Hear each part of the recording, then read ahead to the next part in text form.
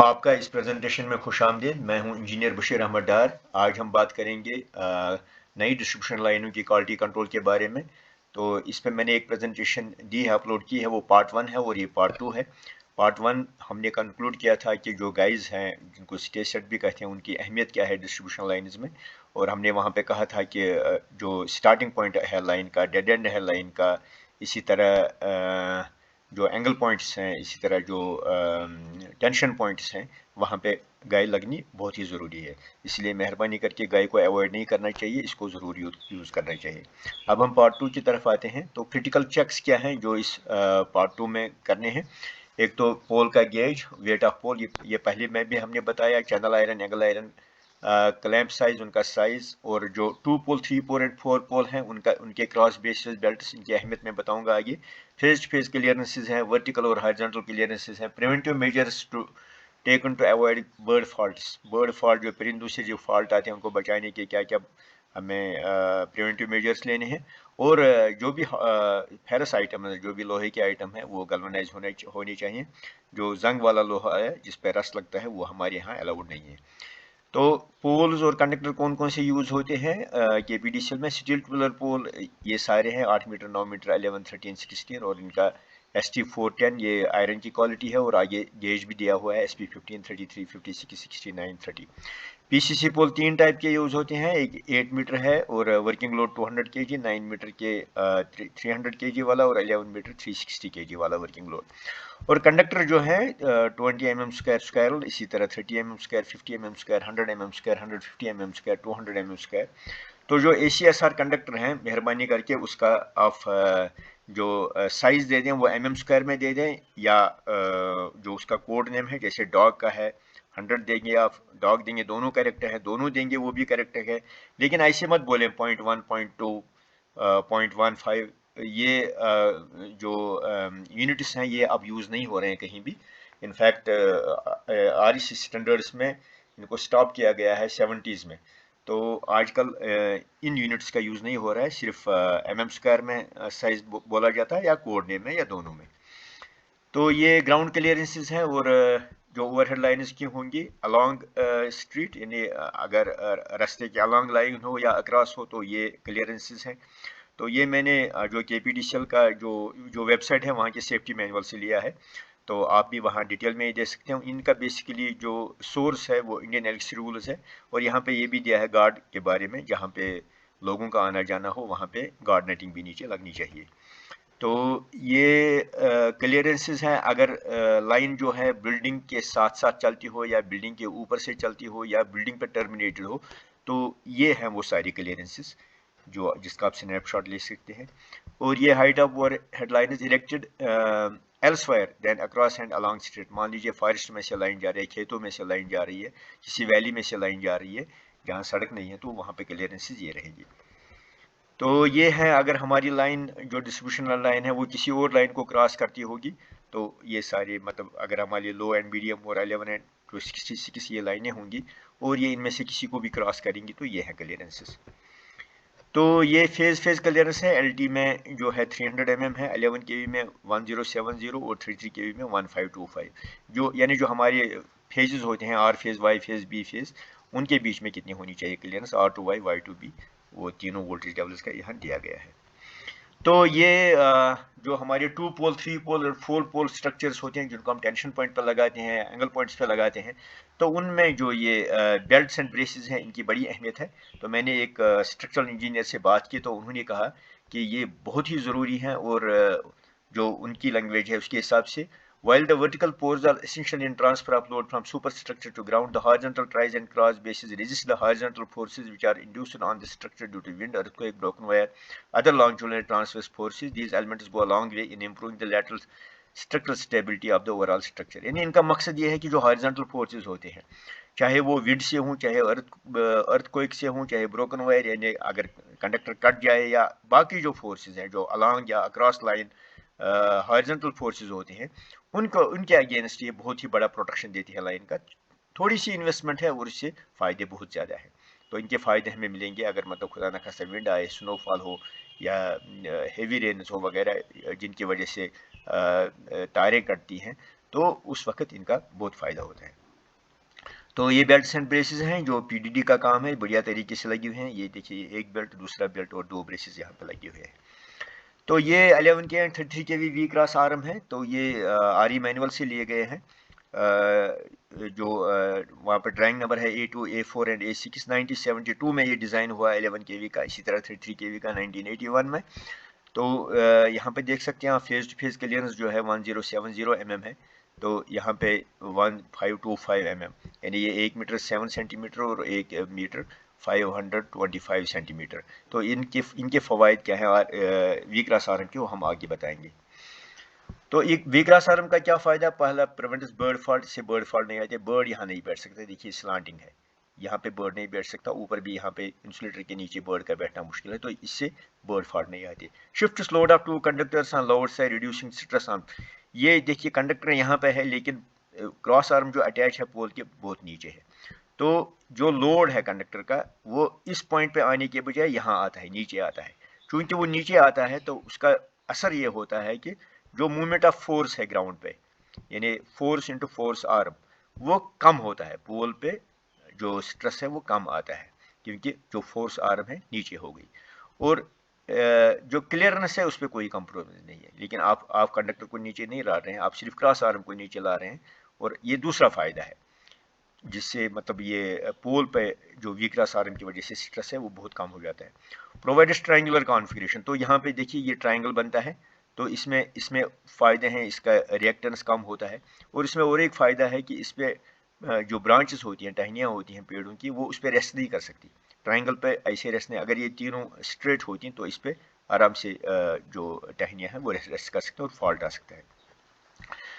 तो 2 पोल, 3 pole and 4 पोल कहाँ लगते हैं? 0 to 10 डिग्री सिंगल पोल, अगर लाइन का एंगल हो 0 to 10 डिग्री तो single pole. 10 to 62 pole, 60 to 90 4 pole. ये सोर्स है ड्राइंग्स का।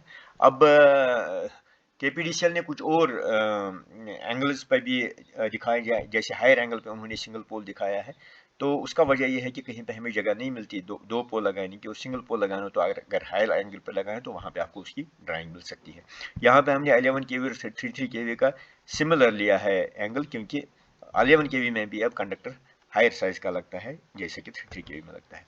तो ये टेंशन पॉइंट है, देखिए यहाँ पर भी 11 केवी का टेंशन पॉइंट यहाँ पे 1070 mm है फेज टू फेज क्लियरेंस। और ये नोट करें कि ये जो बाहर के कंडक्टर हैं वो ये पोलों की, दोनों पोलों की बाहर है।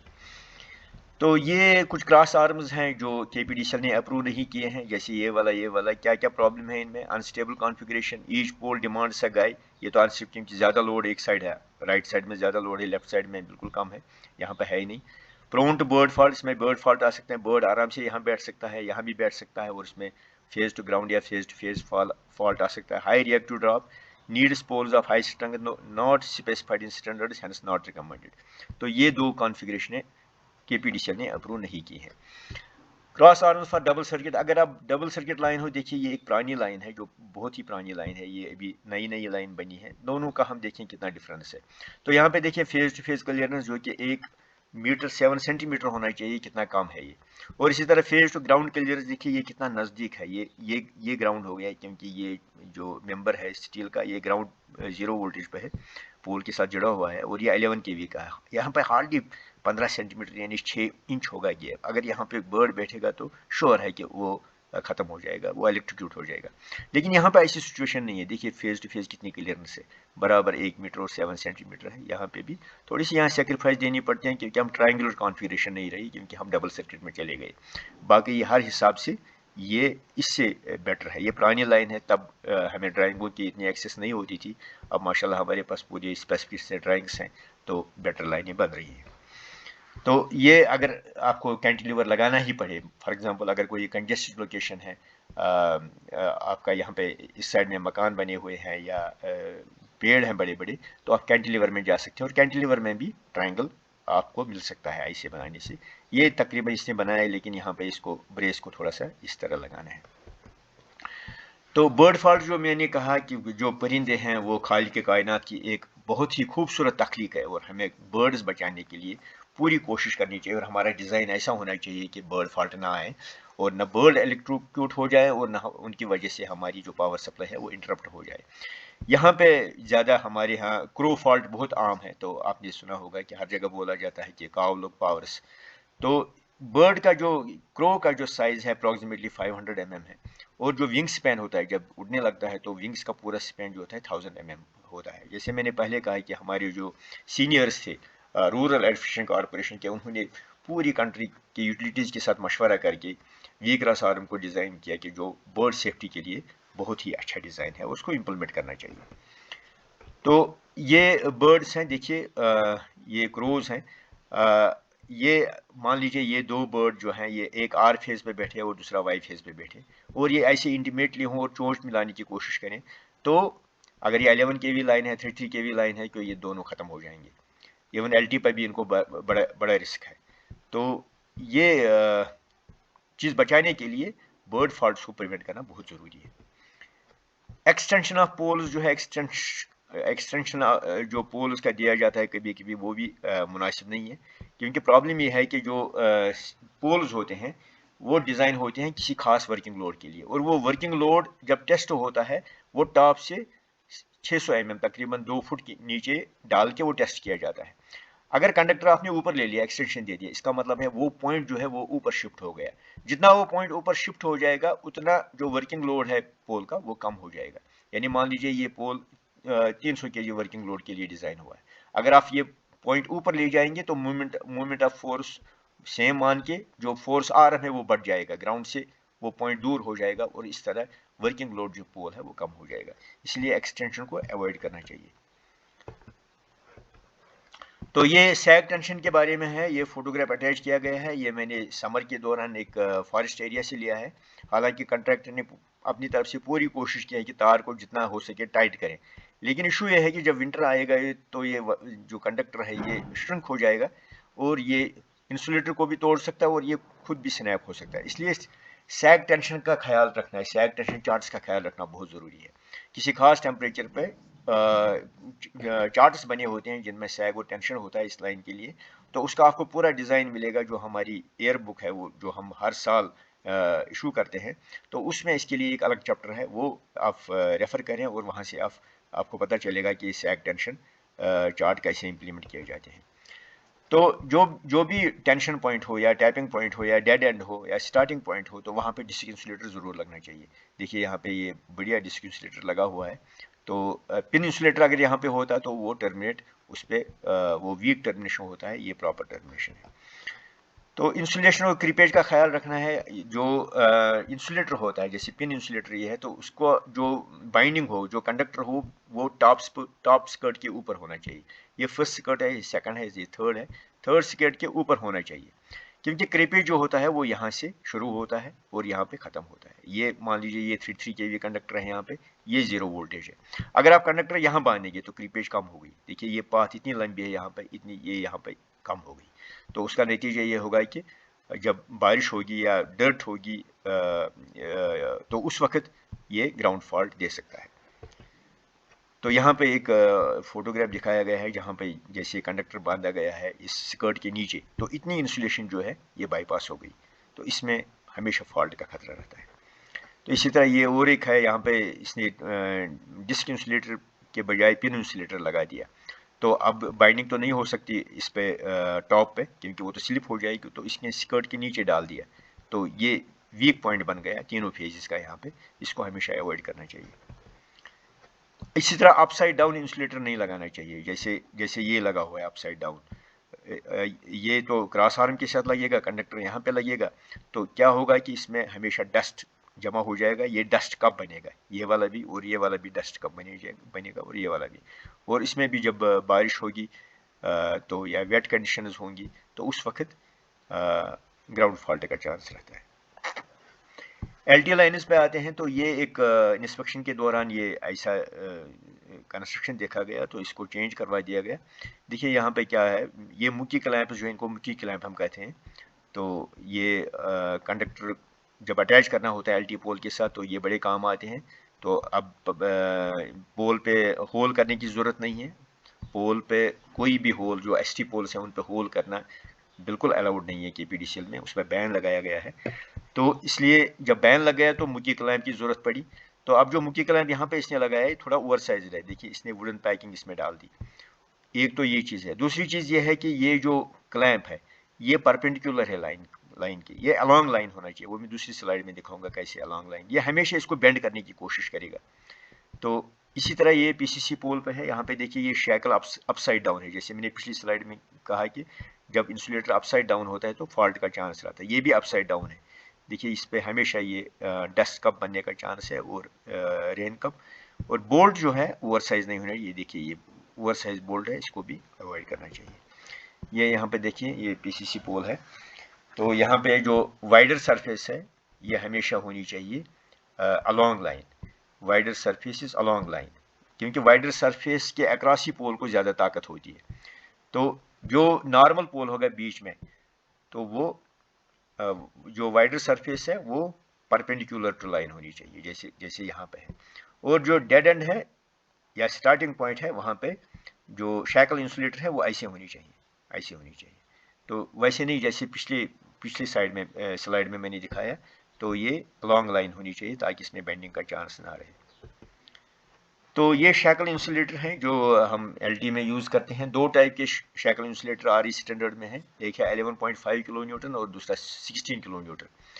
तो हमें टाइप 2 वाला यूज़ करना है, यानी 16 किलो न्यूटन वाला, क्योंकि अब हम पतले कंडक्टर यूज़ नहीं करते हैं, हम हायर साइज के कंडक्टर यूज़ करते हैं, इसलिए टाइप 2 केपीडीसीएल ने रिकमेंड किया है फॉर न्यू वर्क्स।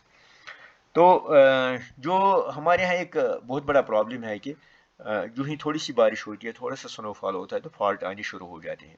तो कुछ फॉल्ट्स तो है जो हमारे हाथों से बाहर हैं, कभी स्ट्रॉन्ग स्टॉर्म आता है तो बड़े बड़े पेड़ गिरते हैं वो लाइन पे, तो उसमें वो तो एक इशू है, उसमें हम सब के साथ की ज़रूरत है गवर्नमेंट के लोगों की कि ये बड़े बड़े पेड़ हमारी लाइनों के नज़दीक ना रहें। लेकिन जो ट्रांजिएंट फॉल्ट होते हैं, जो बारिश के टाइम आते हैं और फिर जब हम दोबारा ट्राई देते हैं बारिश के बाद तो लाइन टिक जाती है, तो वो क्यों आते हैं? एक तो है ट्री ब्रांचेस, जो पेड़ों की जो टहनियाँ लगी होती हैं लाइनों के साथ, तो उनकी उनकी जो ब्रांच कटिंग हो, तो ये बढ़िया हो रहा है, 2-3 साल से तो बहुत ही पिकअप किया हमने, बहुत अच्छा काम हो रहा है। तो एक ये है। दूसरा हॉरिजॉन्टल कॉन्फ़िगरेशन, जैसे मैंने कहा ट्रायंगुलर में होनी चाहिए कंडक्टर, अनर्थ पोल अनर्थ नहीं होना चाहिए, पोल अर्थ होना चाहिए, क्योंकि जो ड्राई कंक्रीट होता है सीमेंट बॉटमिंग का, उसकी रेजिस्टिविटी बहुत हाई होती है, लेकिन जब बारिश गिरती है तो उसकी रेजिस्टिविटी कम हो जाती है। अगर पोल अर्थ ना हो तो बारिश के टाइम उसकी रेजिस्टिविटी कम हो जाती है, और अगर ऊपर थोड़ा सा इंसुलेटर का लीकेज हो तो वो अर्थ फॉल्ट करता है। बाय बर्ड्स, ये मैंने एक्सप्लेन किया वी क्लास आर्म यूज करने से। By wrong binding on insulators, जैसे हम इंसुलेशन स्कर्ट के टॉप स्कर्ट के नीचे लगाते हैं बाइंडिंग, उसको अवॉइड करना है। इसी तरह ट्रांसफार्मर बुशेस पर भी। और इंसुलेटर इंस्टॉल्ड अपसाइड डाउन, जो मैंने पीछे एक्सप्लेन किया। Horn gap fuse without harness, तो हॉर्न गैप फ्यूज अगर जो डिस्ट्रीब्यूशन ट्रांसफार्मर पर हॉर्न गैप फ्यूज होता है, वो अगर विदाउट हार्नेस हो तो जो आर्क होता है वो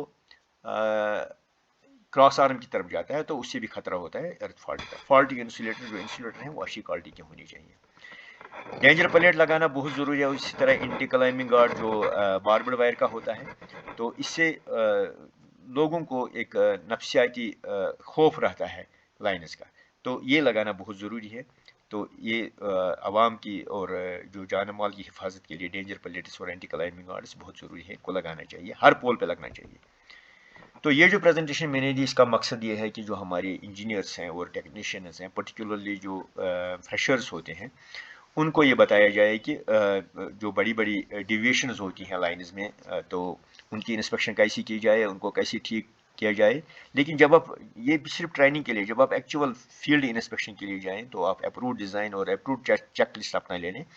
अगर मेरी इस प्रेजेंटेशन में और उस अप्रूव्ड डिज़ाइन और अप्रूव्ड चेक लिस्ट में कोई कॉन्फ्लिक्ट हो तो वो अप्रूव्ड डिज़ाइन सही माना जाएगा।